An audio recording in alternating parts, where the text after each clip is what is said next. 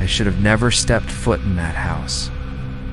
The moment I crossed the threshold, something latched onto me. Something I can't shake, no matter how many sleepless nights I spend trying to forget. People like to dress horror up as entertainment, like it's just a game, a movie, a campfire story. But I'm telling you now, what I went through wasn't a joke. And if you think I'm exaggerating, if you're smirking right now, then you're exactly the kind of person who would have gone in with me. That night started as a dare. A stupid bet I thought would end with a laugh. Maybe a shaky video for my channel. Something I could edit into a quick "I survived the haunted house" upload. You know the type? People eat it up. Cocky smirks, flashlights cutting through the dark, fake screams that get millions of views.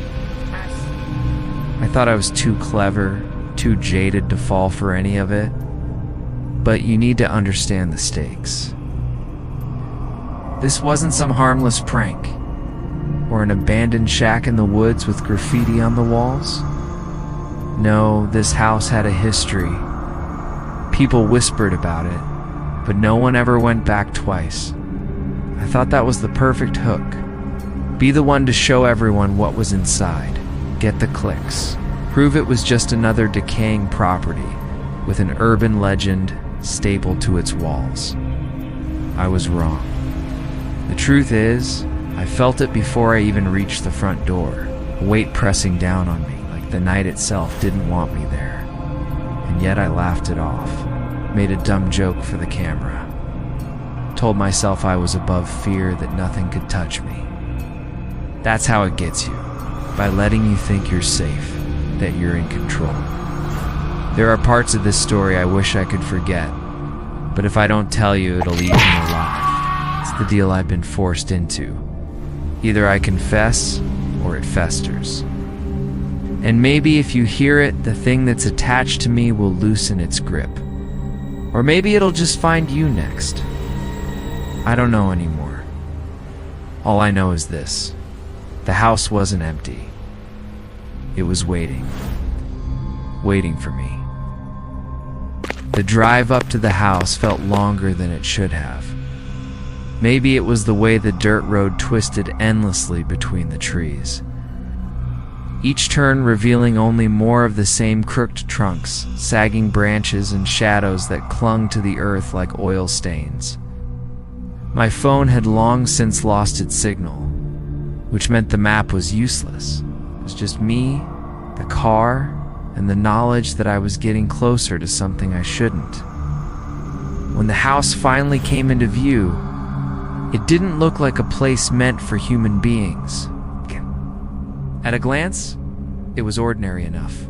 Sagging Victorian shell with paint peeling like scabbed skin. A fence that bowed inward as though the ground itself wanted to swallow it. But there was something about it that snagged in my chest. I told myself it was just my imagination, that I was hyping myself up for the dare. Still, I couldn't shake the sense that the house had been waiting for me. The air grew heavier when I stepped out of the car. The night was cool, but carried a dampness that clung to my skin. Crickets chirped in their restless rhythm, but in between their calls. There was an unnatural stillness, like the world was holding its breath. I tried to laugh it off. Haunted house vibes, right? Classic. My voice sounded too loud, too thin. The gate was rusted but swung open easily, almost inviting me in. Groaned as if in protest, but then stilled as quickly as it had started. I thought about turning back right there. That was the first warning. "Place looks like hell," my friend Mason muttered from behind me.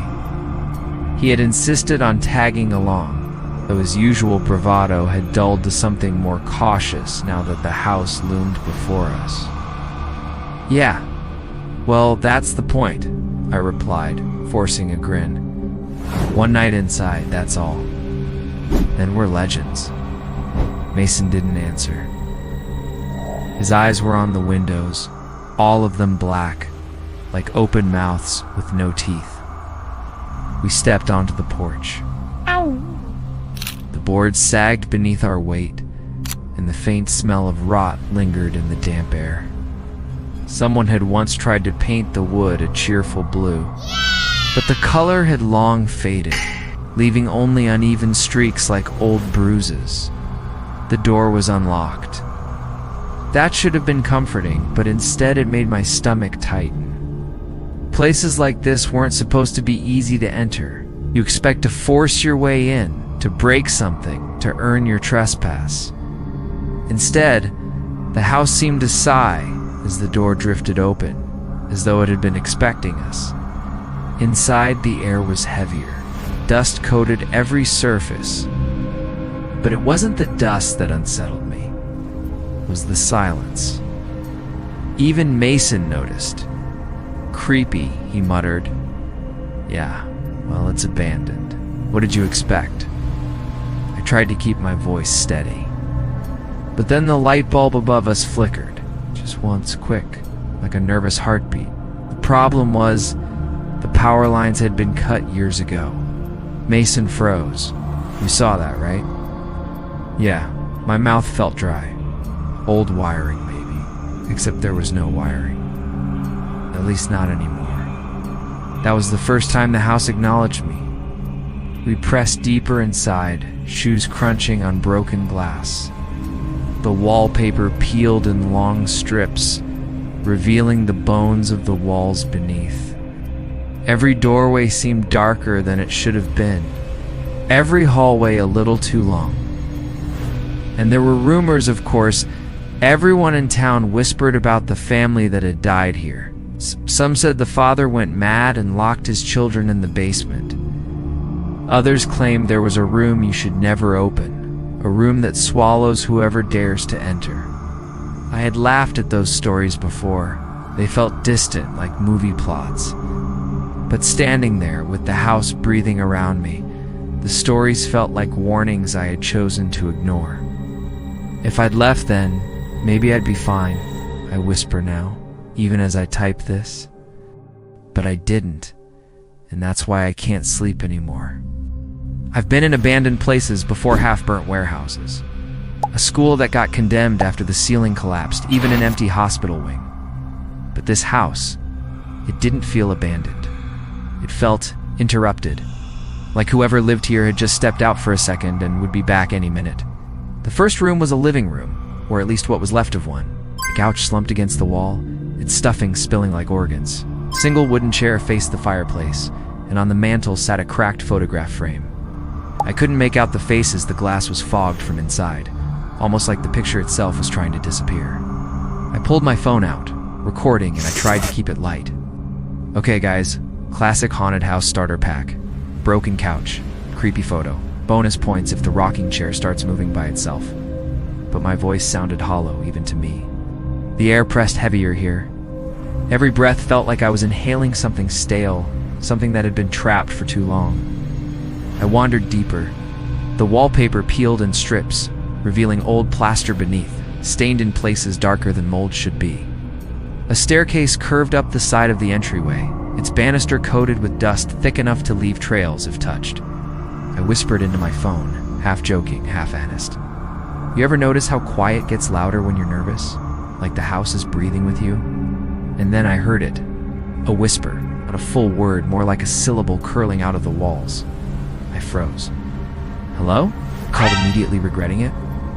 My voice didn't echo, it just died, swallowed by the air like the house didn't want me to make sound. The kitchen still had plates in the cabinets, though most were cracked, and one lay shattered on the floor like someone had dropped it mid-meal. The refrigerator door was half open, dark streaks running from the hinges down to the tiles. I bent down, shining my phone light, but the streaks weren't rust. That's when I noticed it. A child's toy sitting under the table. It was a stuffed rabbit, head half torn, button eye missing, and the dust around it, disturbed, like someone had been dragging it recently. I tried to laugh, tried to shrug it off for the camera. Okay, abandoned creepy toy, check. Someone clearly studied the horror starter kit before decorating this place. I forced a chuckle. It echoed weirdly this time, like someone else was laughing with me, except my mouth was closed. I swear to you I heard it, low, raspy. a half second after my own laugh. That's when the house whispered back clearer this time. "You're not supposed to be here." I spun, phone light shaking, slicing through the dark. Empty walls, empty corners. But the voice hadn't come from far away. It had come from right next to me. I don't know how long I stood there, breathing shallow, heart punching through my chest. My legs finally worked again, and I stumbled backward into the hallway, muttering into the phone like a lunatic. "Nope. Nope. Did you hear that? Tell me you heard that." That wasn't the wind. That wasn't the damn house settling. The floor above me groaned. Then another sound. Deliberate. Footsteps. Slow. Measured. Someone moving upstairs. I forced a shaky grin into the camera. "Well, folks, if I go missing, here's your found footage proof. House has tenants." But the grin broke the moment the footsteps stopped directly above me. Dust sifted down from the ceiling, speckling my hair. There are parts of this story I wish I could forget, but if I don't tell you, it'll eat me alive. I crept toward the staircase because of course I did. My brain screamed to leave, but my body moved anyway, pulled like the house had reeled me in on a hook. Halfway up, I noticed the shadows again. They stretched too far, bending away from my light instead of toward it. By the time I reached the landing, the air was ice, my breath visible in faint clouds. And that's when I saw it. At the end of the hallway, a door slightly ajar. Something shifted behind it. Just enough for me to catch the angle of a face, watching me. From inside the room, I froze. The phone nearly slipped from my hand. My throat worked, but no words came out this time. When I blinked, the face was gone, but the door was wider now, like it was inviting me in. And here's the part you're going to hate because I hate admitting it. That room, the one waiting for me, it was the one place in the house I should never have stepped into. I almost turned back. I almost walked out right then and there. But I didn't, and that's why I can't sleep anymore. That was the first time the house acknowledged me. I'd laughed earlier that day. It sounds insane now, but when the floorboards groaned beneath me and the shutters banged in the windless night, I actually chuckled under my breath. Told myself classic haunted house vibes, right? Just missing the Scooby-Doo gang. That was before midnight. That was before the house decided to take me seriously. The clock on the wall, one of those ancient pendulum ones. Brass pendulum shaped like an inverted teardrop, shouldn't have been working. No power, no batteries, nothing. But as I sat in the living room, the damn thing ticked steady. 11:58, 11:59. Then it snapped back, 11:58 again. I thought my eyes were tricking me. I rubbed them, leaned closer. Tick, tock. Back to 11:58.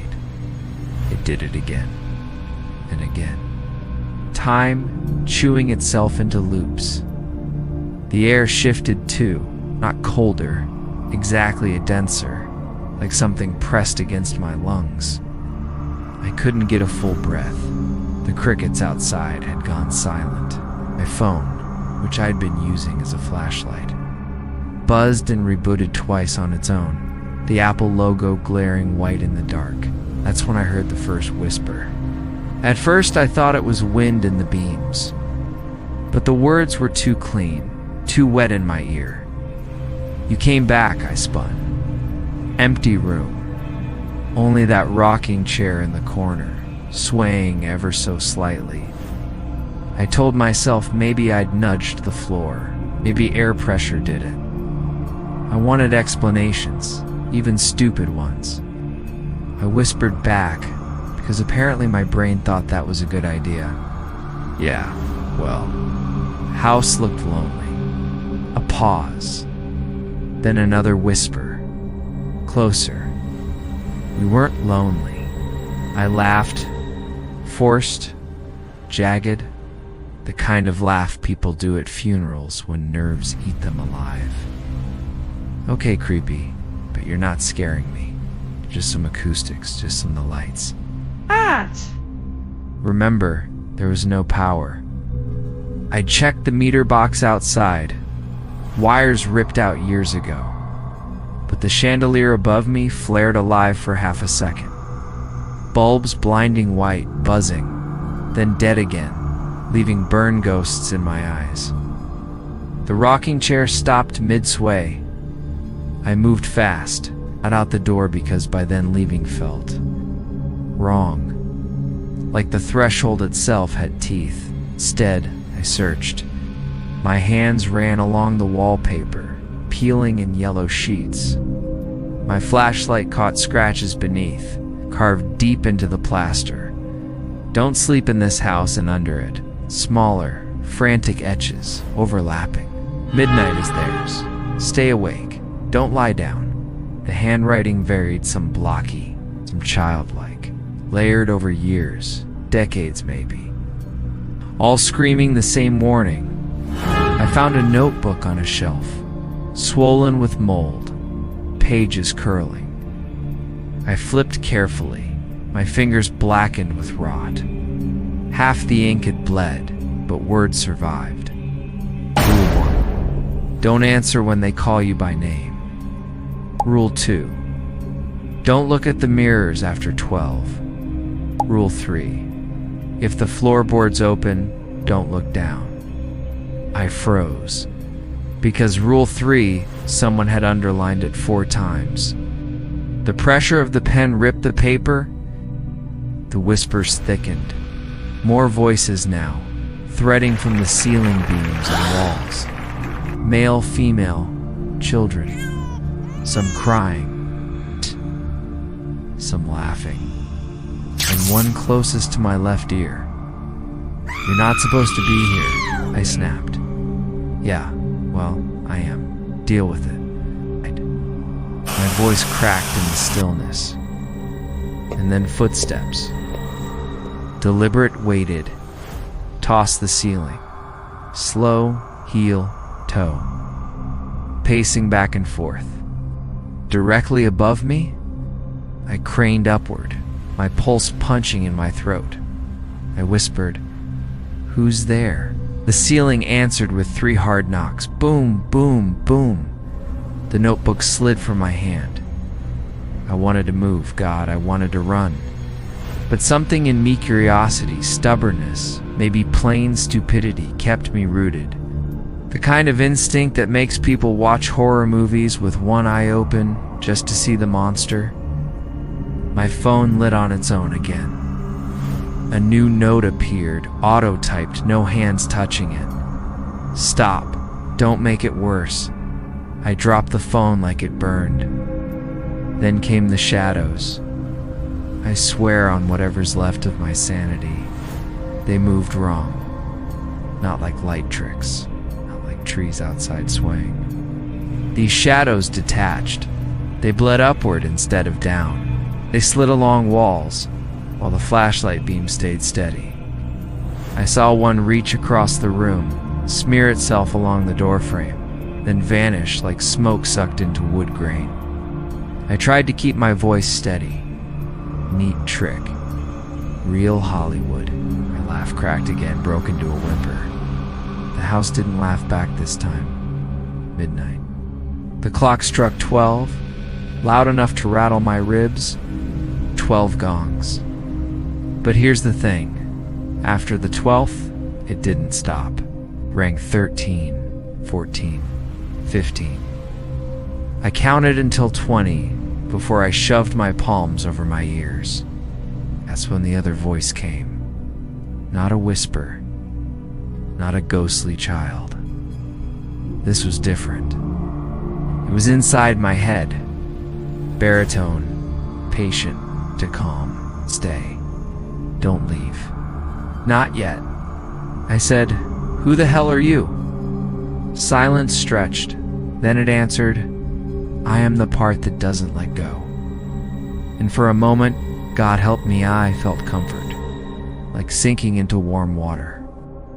Like the idea of leaving didn't matter anymore, because I belonged here, because I always had. I shook my head violently, breaking whatever trance wrapped me. Nope. Not playing that game. The floor answered me. With a groan like timber splitting, the boards beneath my feet buckled. Nails screeched free. The ground swelled up in ridges like something underneath was pushing to get out. I stumbled back, flashlight jerking. Ack! And then, crack.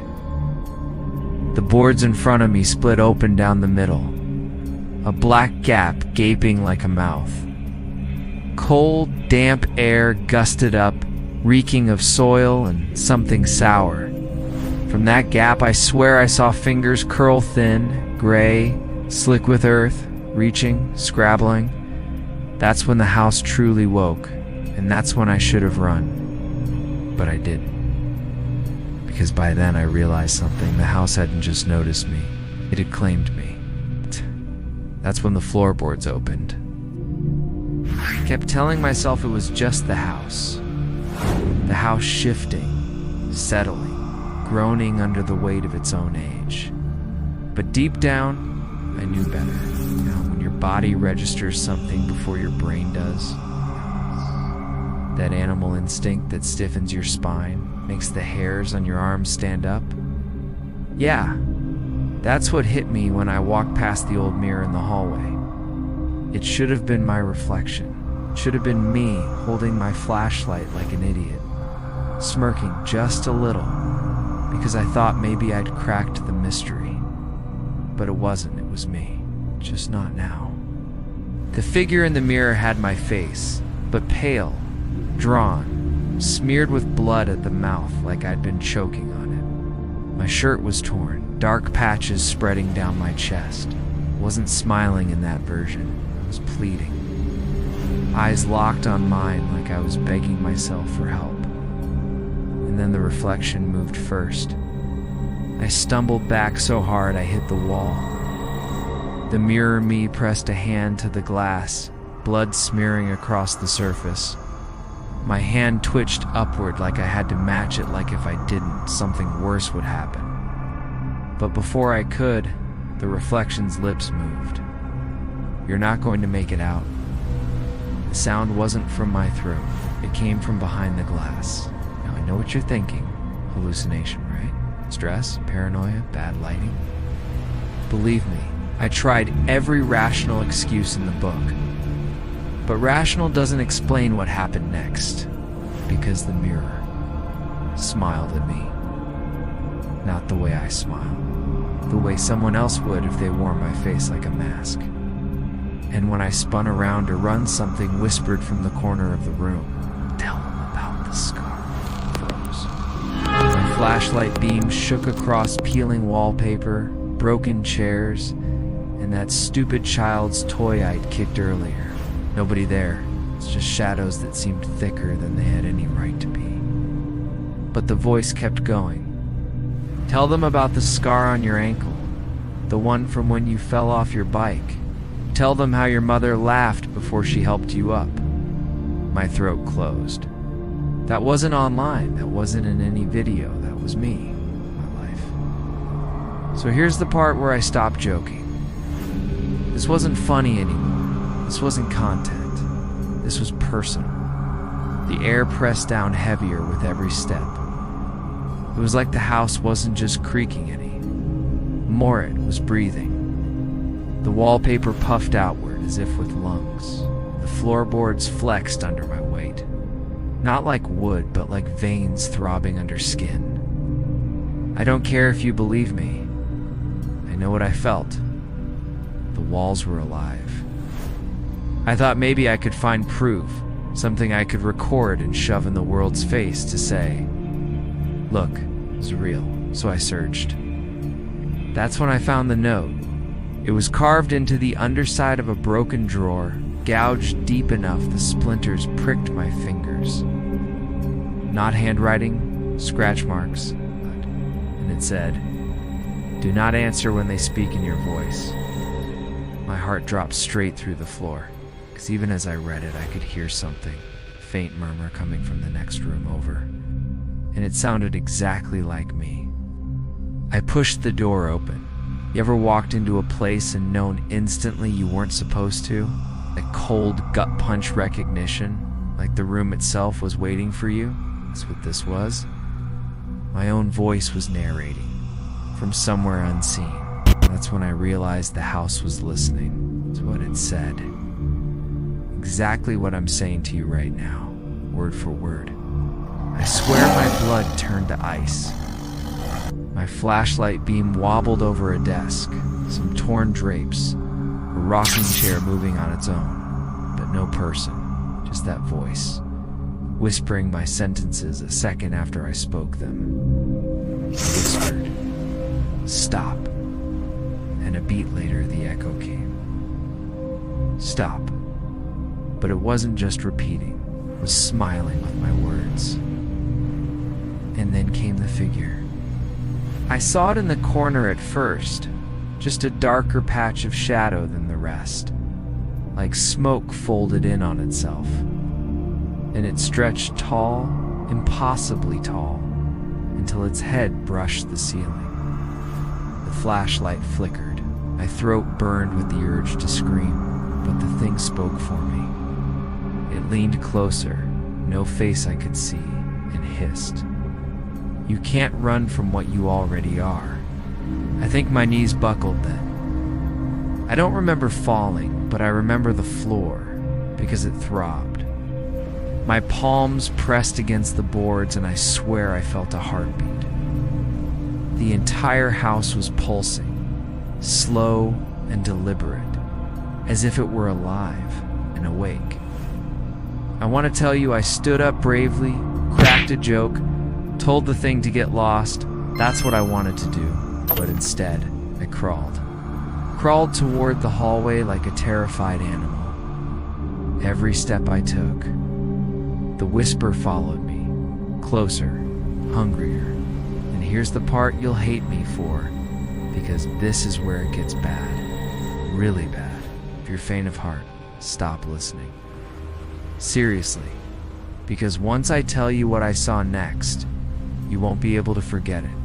And if you stop now, well, you'll never know how it ends, will you? I made it halfway up the staircase before I froze again, not because of what I saw, because of what I heard. A scream, but not from me. Not yet, from me.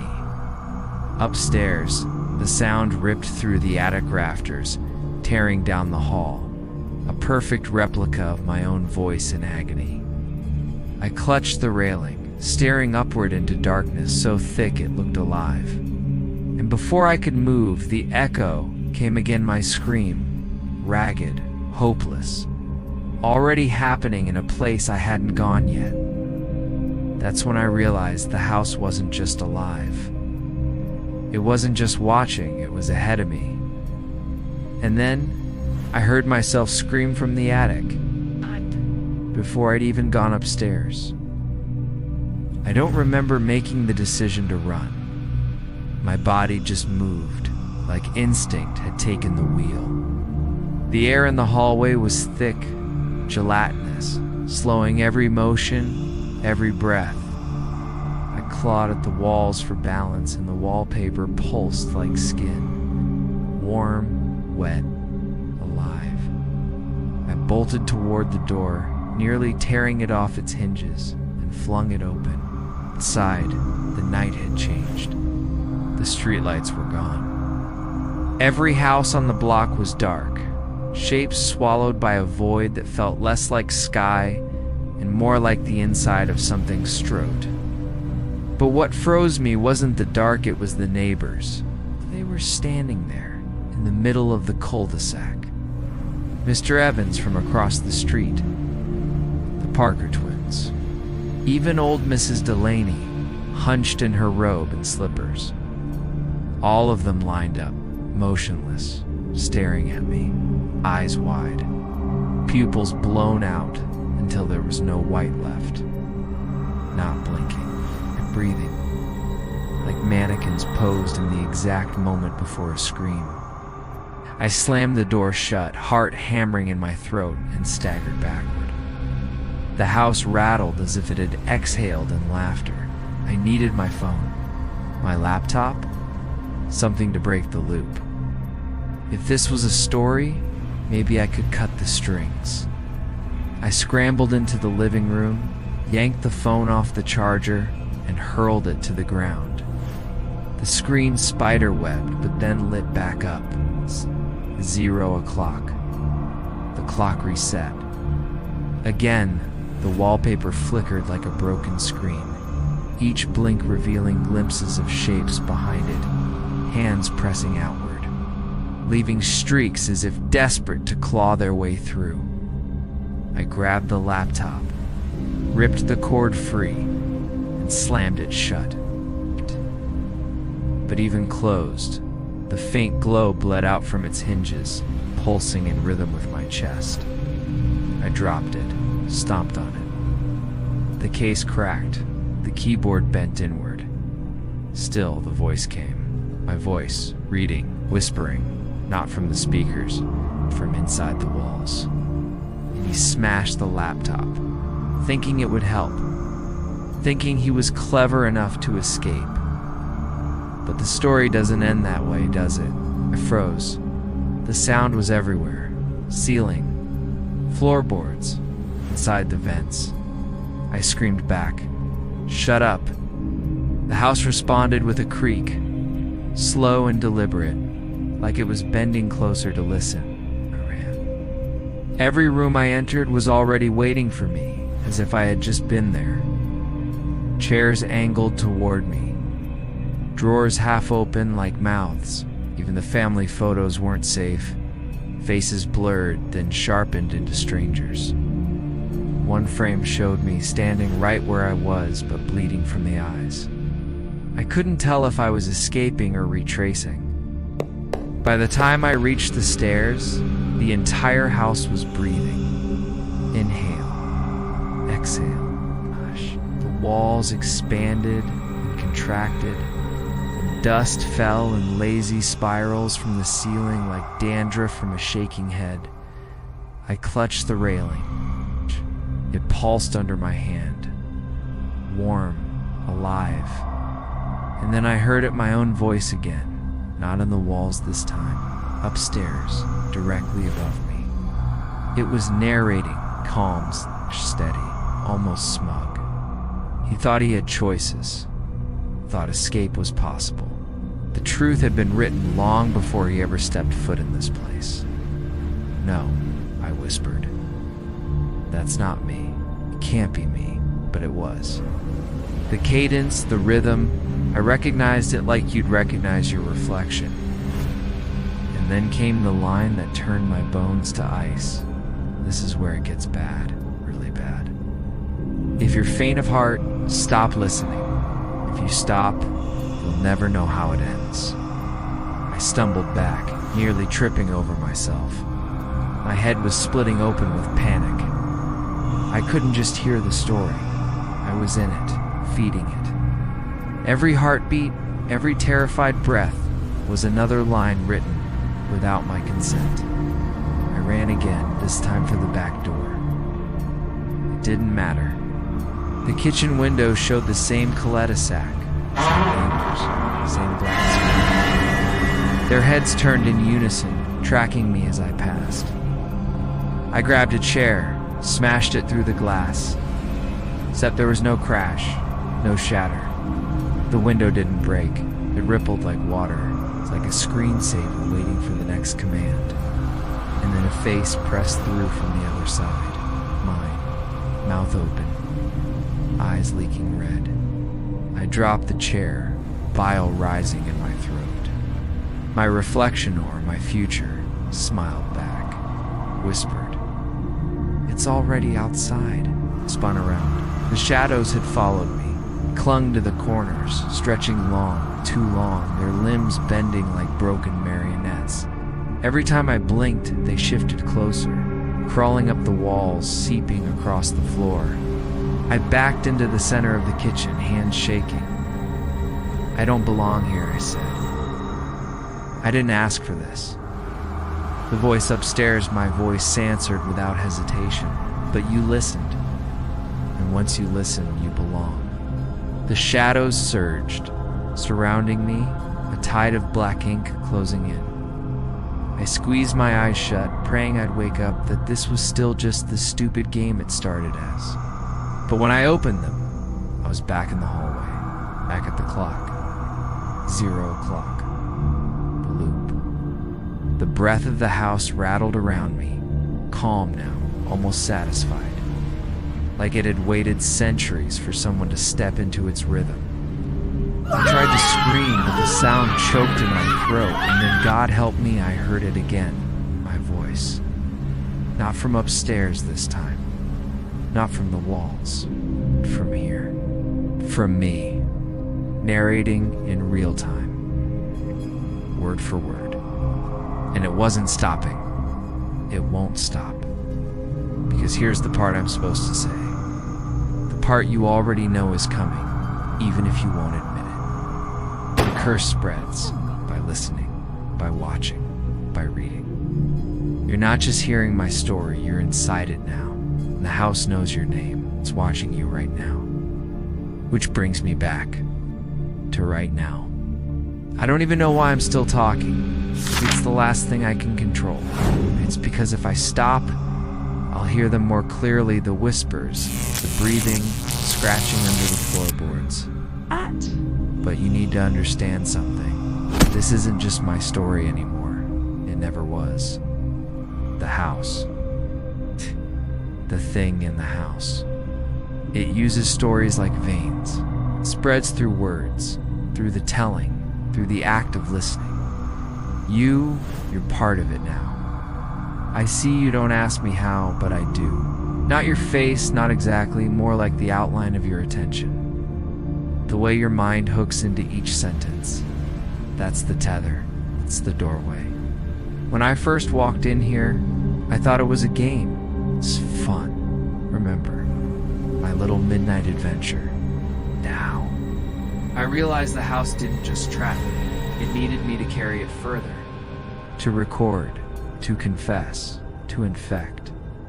Every detail I've shared, every word you've heard, it's been feeding the thing, like a fisherman tossing chum in the water before the strike. You think you're safe because you're not here?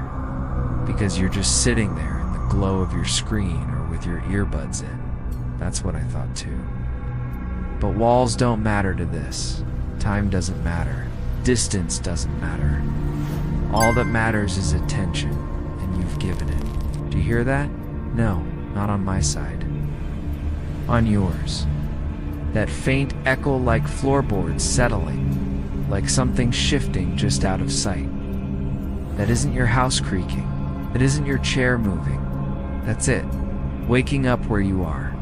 I tried to fight it. Smashed everything. Ran until the streets blurred, and the air shredded my lungs. But the moment I looked back, the shadows were still with me. I can't get away anymore. So maybe this is all I can do, warn you, plead with you. Maybe curse you if I'm being honest, because part of me hates you for listening. Part of me hopes it does find you, so I won't be the only one drowning in this nightmare. Scratching's louder now. The walls are bending inward. I can hear my own voice calling me from the attic again. Closer, sharper, my teeth grinding in the dark. I don't know how long I have. Seconds, maybe. But if you've made it this far, if you're still here, it's already too late.